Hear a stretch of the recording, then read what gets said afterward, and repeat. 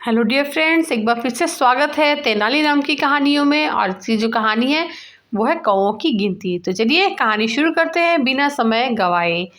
तो कहानी शुरू करते हैं। महाराज कृष्णदेव राय को तेनालीराम से बेढंगे सवाल पूछने में बड़ा ही आनंद आता था।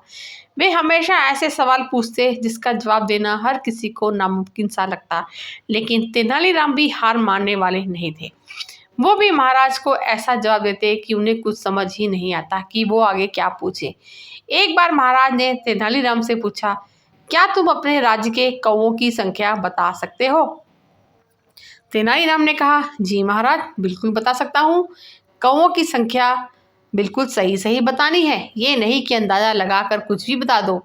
जी महाराज, मैं कौओं की संख्या बिल्कुल सही सही ही बताऊंगा, आप मुझ पर विश्वास रखें। तेनालीराम ने कहा। महाराज बोले, अगर तुमने गलत जवाब दिया तो तुम्हें मृत्यु दंड दिया जाएगा। तेनालीराम ने साहस के साथ कहा, महाराज, मुझे आपका हुक्म स्वीकार है। तेनालीराम के विरोधी मन ही मन खुश होने लगे। उन्होंने सोचा कि आज तो तेनालीराम बुरी तरह से फंस चुके हैं। भला कौओं की गिनती कैसे की जा सकती है? तभी महाराज ने तेनालीराम से अपने सवाल का उत्तर मांगा।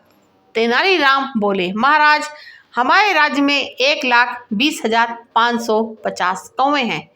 महाराज ने आश्चर्यचकित होकर पूछा, क्या हमारे राज्य में इतने कौवे हैं?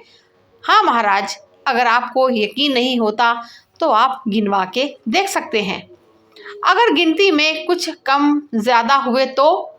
महाराज ने कहा, ऐसा हो ही नहीं सकता।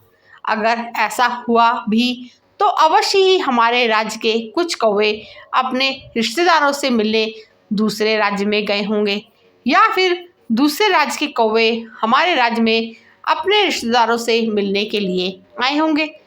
इस स्थिति में तो कौवों की संख्या कम ज़्यादा हो सकती है, वरना तो नहीं। अब तेनालीराम का उत्तर सुनकर महाराज निरुत्तर हो गए।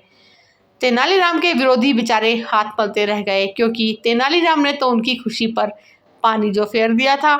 तो ये थी हमारी आज की कहानी। कहानी कैसी लगी और कहानी सुनने के लिए आपका बहुत बहुत शुक्रिया।